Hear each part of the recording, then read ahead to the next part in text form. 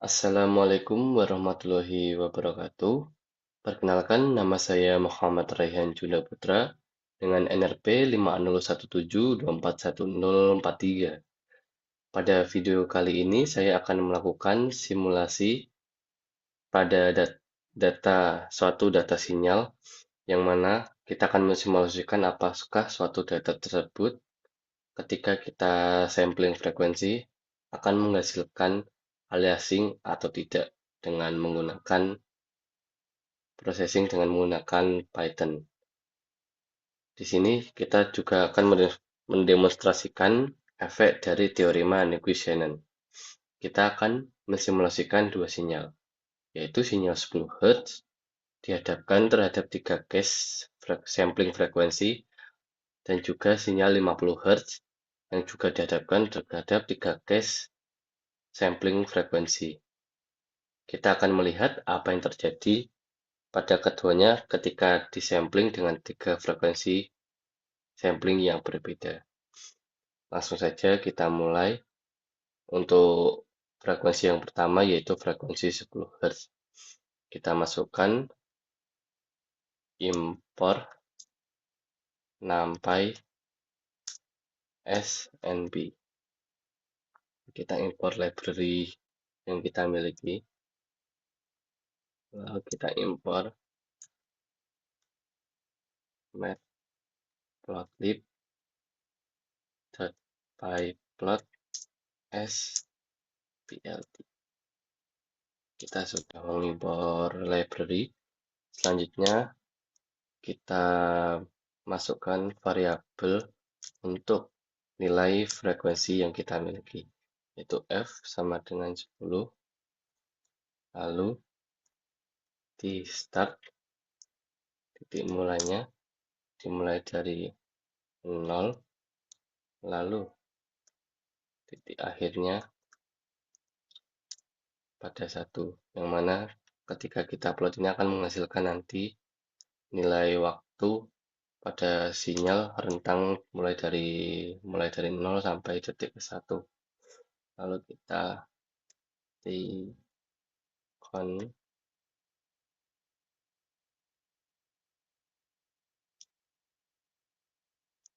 sama dengan np.range di start di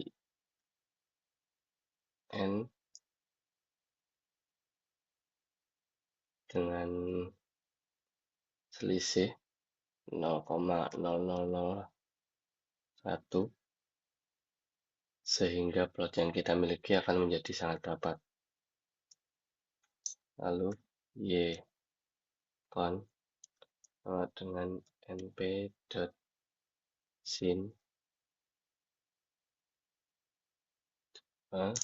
kali np.i.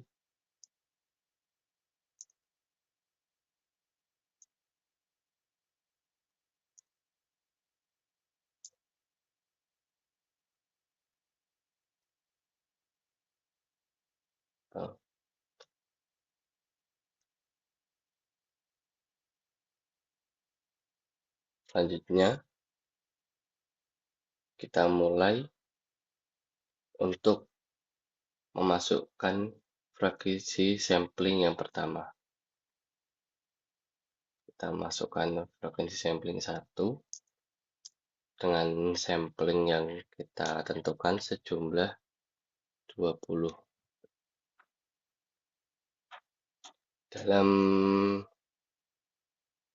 Dalam skema ini kita bisa menghitung secara langsung bahwa frekuensi sampling 1 itu terletak pada 20 ini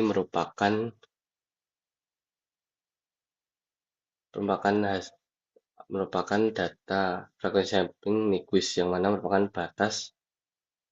batas minimum untuk kita mensampling suatu nilai data. Namun agar tidak terjadi aliasing. Namun batas minimum ini juga masih mungkin berpotensi akan terjadi aliasing. Hal- untuk mengatasi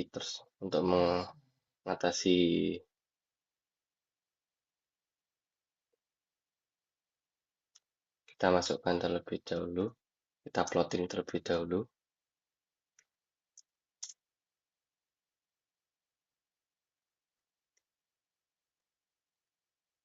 np.align.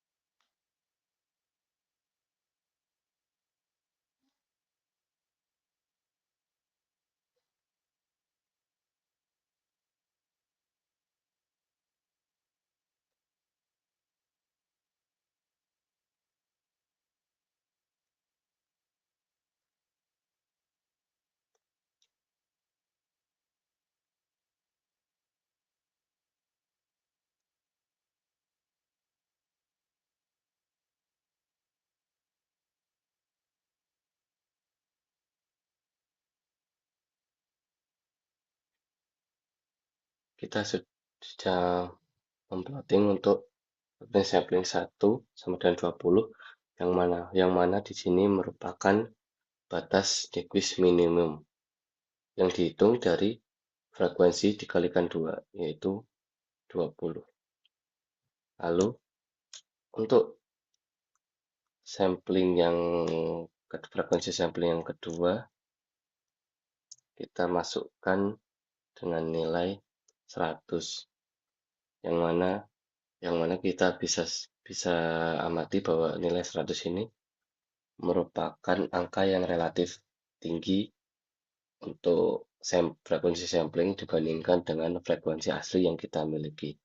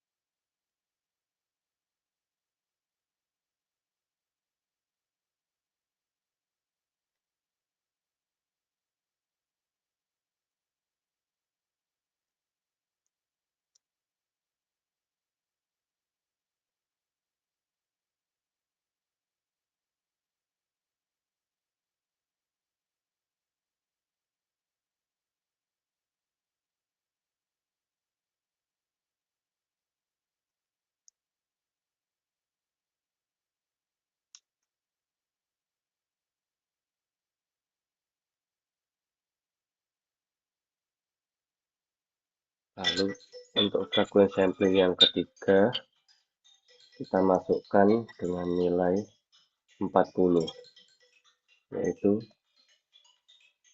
kalau kita plot kembali,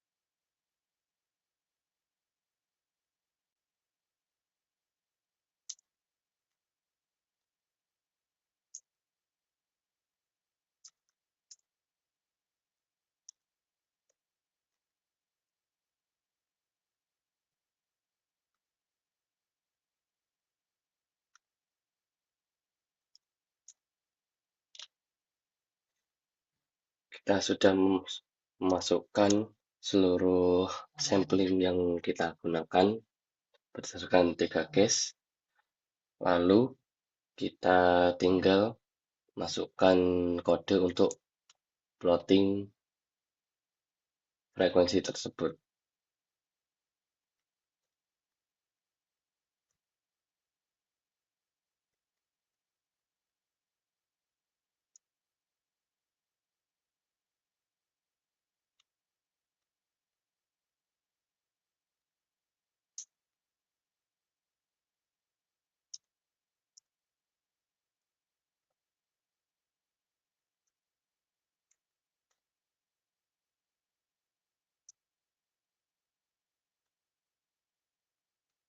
Kita plot untuk gambar yang pertama, subplot gambar yang pertama untuk sinyal yang original.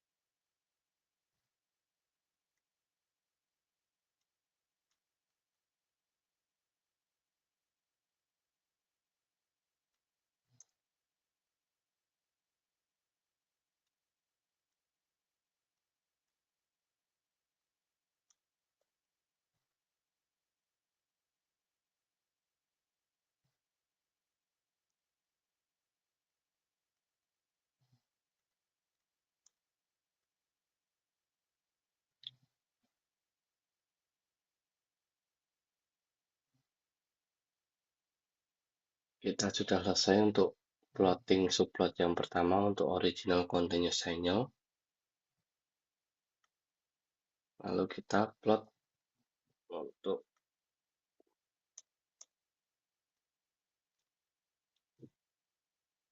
tiga plot selanjutnya.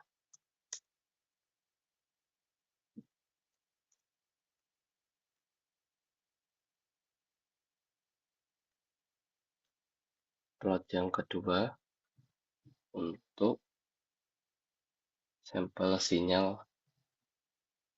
frekuensi sampling 1.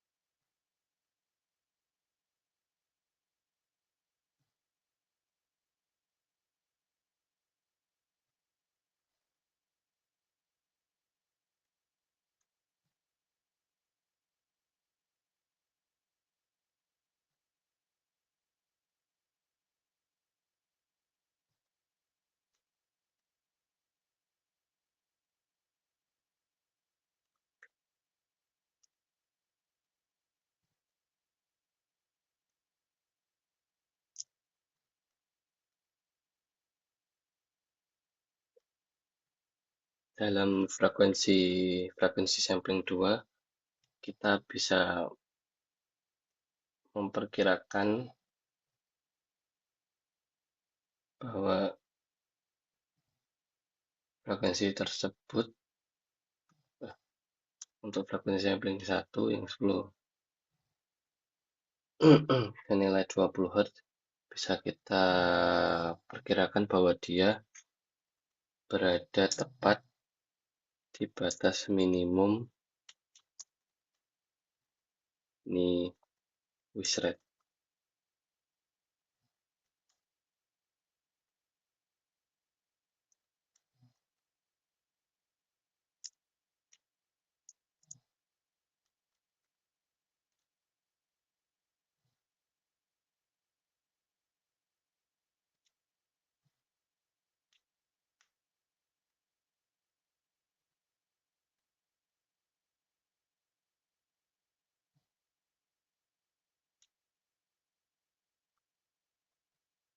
Lalu untuk plot yang ketiga, untuk frekuensi sampling kita yang kedua, yaitu senilai 100, yang kita juga bisa perkirakan bahwa dia berada jauh di atas frekuensi asli ataupun di atas Nyquist rate-nya.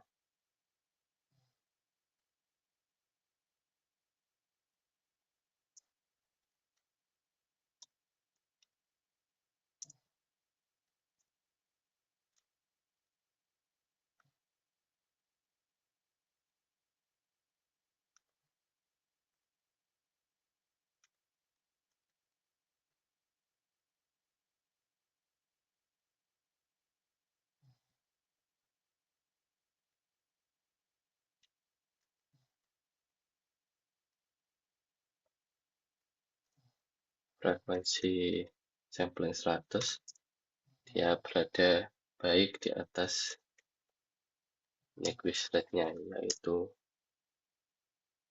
20.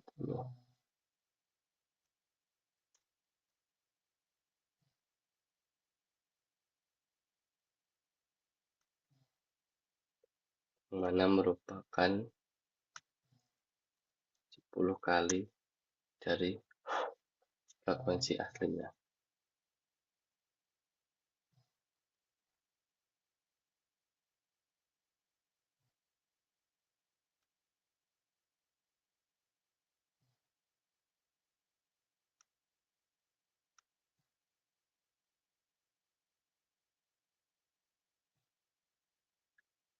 Lalu untuk plot terakhir untuk sinyal frekuensi 10 Hz, kita beri nilai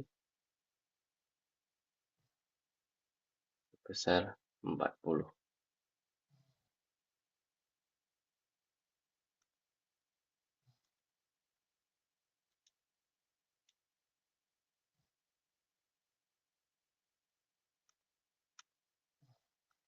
Yang mana 40 dia juga sangat baik di atas Nyquist rate dengan frekuensi sampling 4 kali frekuensi aslinya.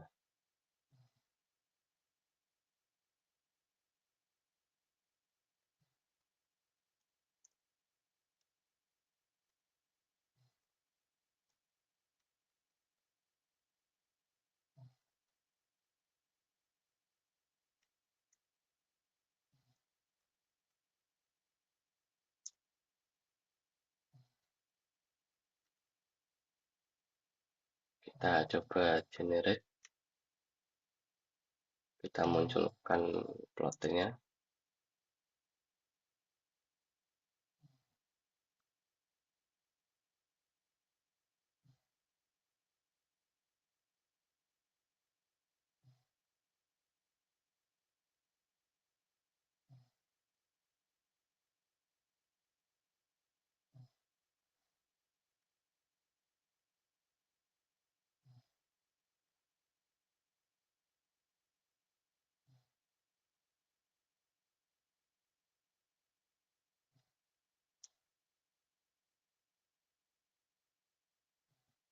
Kita coba ulang.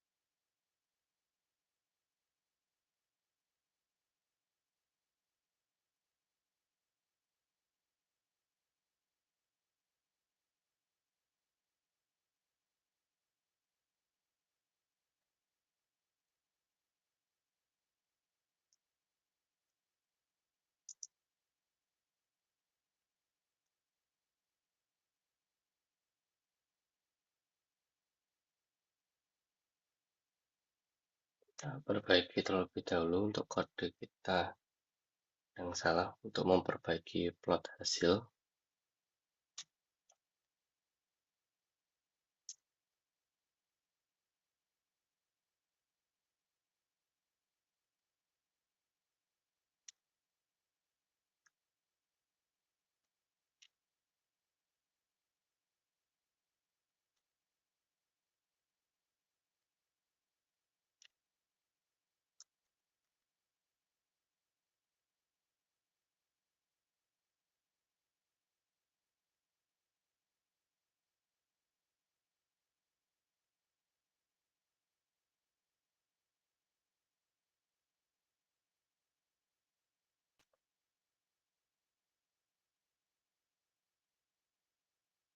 Baik, kita tambahkan untuk offset agar nilai yang terjadi pada bawah di atas di batas aliasing tidak mendekati hampir nol pada perhitungannya. Kita beri offset 1 dan 1/4 kali fs1.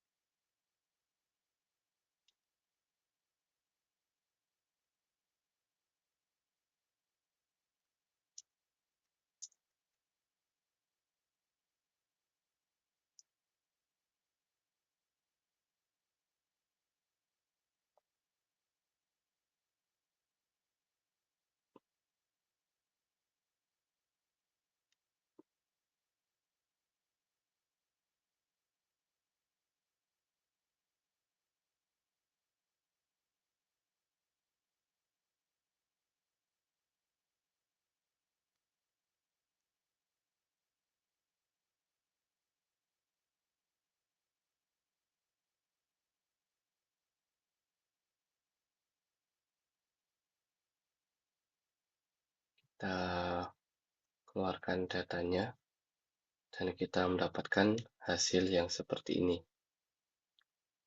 Untuk frekuensi asli 10 Hz, yang mana kita dapatkan untuk frekuensi sinyal sampel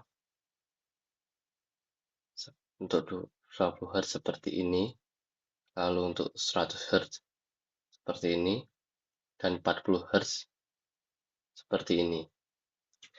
Untuk subplot yang pertama di frekuensi sampling 20 Hz, yang mana tepat di batas Nyquist, di sini hanya ada 2 titik sampel per periode.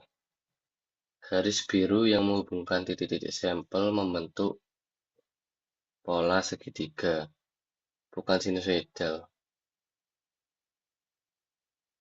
Ini menunjukkan meskipun secara teoritis batas minimum terpenuhi, namun untuk rekonstruksi sangat rentan karena keterbatasan dari sampling frekuensi, sehingga informasi bentuk gelombangnya ini tidak bisa tersampaikan dengan baik.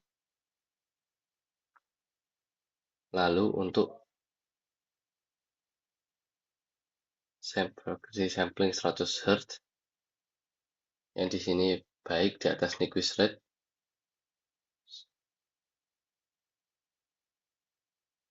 yang mana merupakan 10 kali dari frekuensi sinyal asli, titik sampelnya sangat rapat, rekonstruksinya mendekati bentuk sinus asli dengan sangat baik, yang mana kita dapat menjadikan frekuensi sampling ini dengan kondisi sampling yang ideal.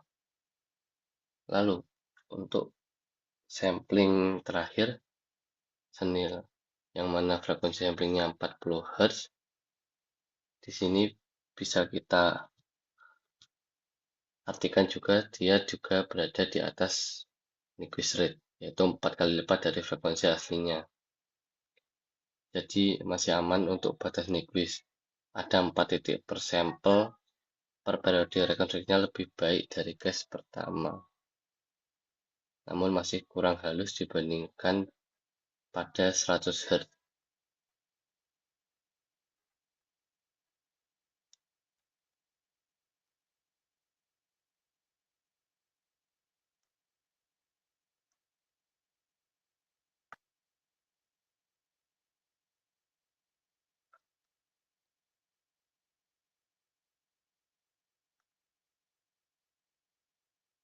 Baiklah, selanjutnya kita beralih ke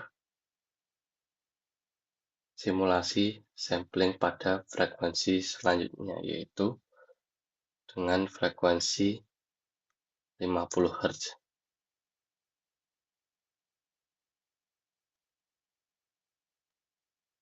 Kita copy kembali untuk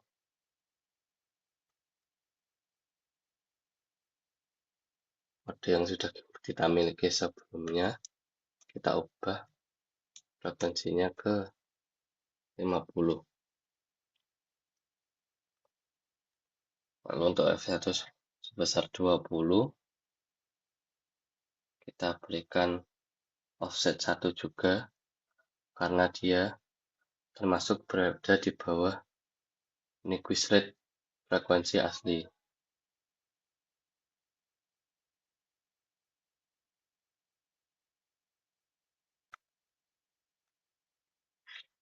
Kita cukup merubah beberapa komponen yang mungkin berpengaruh untuk 4,1,1 untuk subplot 4,1,1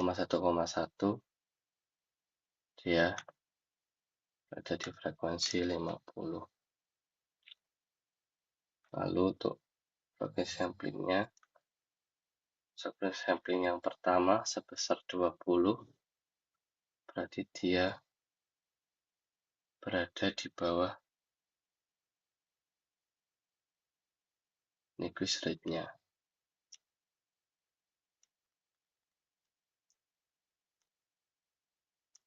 Dan Nyquist rate.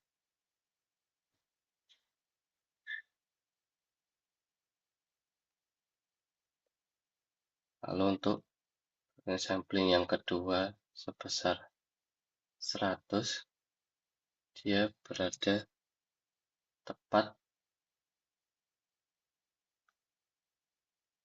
di Nyquist rate-nya.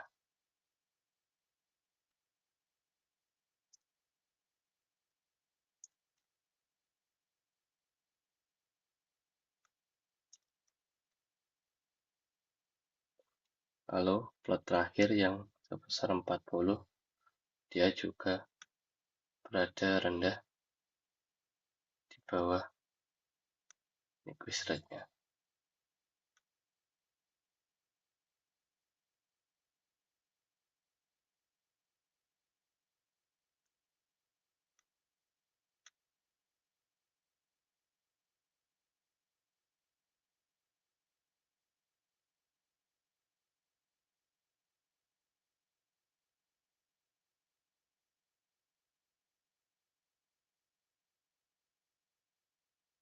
Langsung saja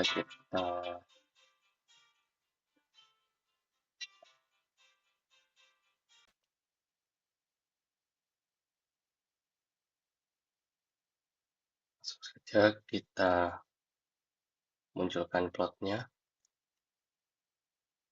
bagaimana hasil yang dimiliki.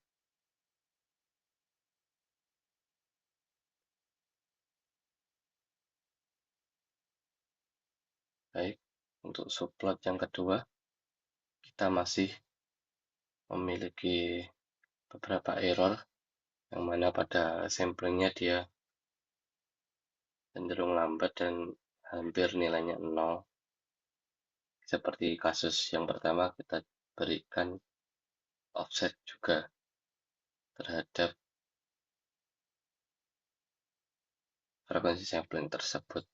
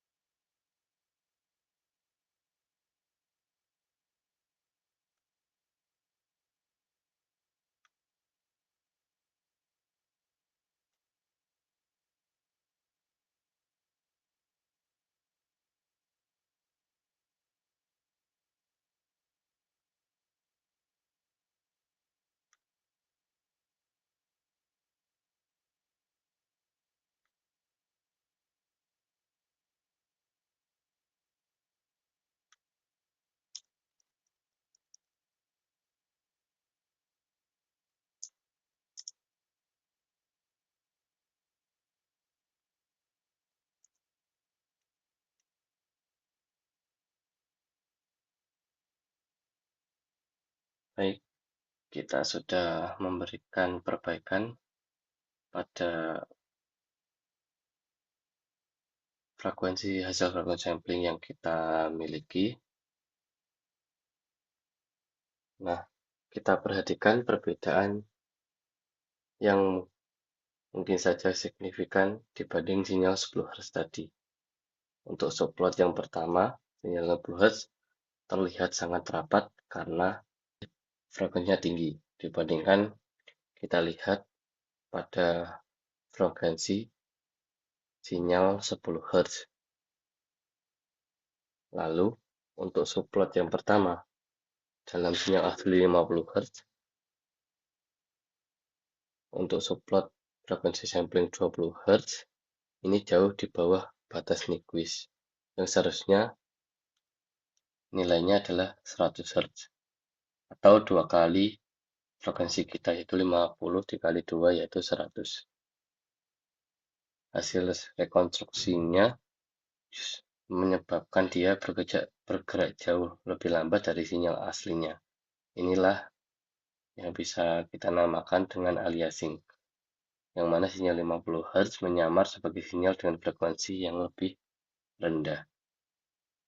Jika kita hitung frekuensi aliasingnya, jadi menjadi perhitungannya adalah 50 modulo 20, yang mana hasilnya adalah tersisa 10 Hz. Jadi sinyal 50 Hz ini terlihat seolah-olah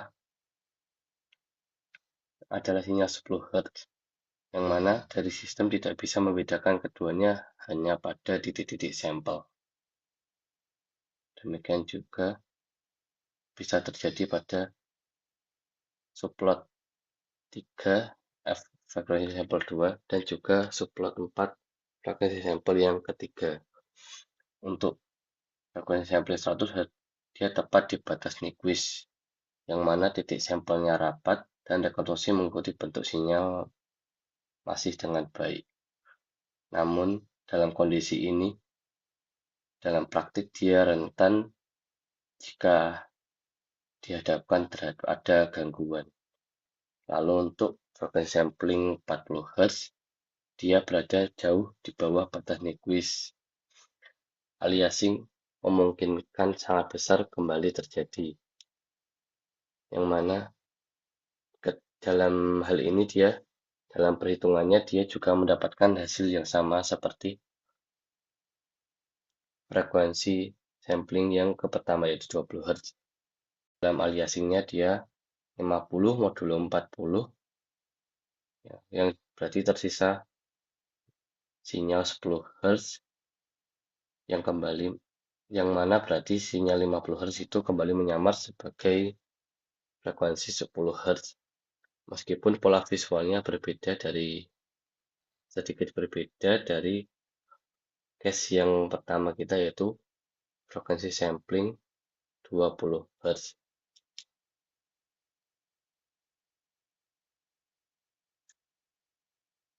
Baik, dari ketiga simulasi yang telah kita lakukan untuk dua frekuensi asli, kita bisa mendapatkan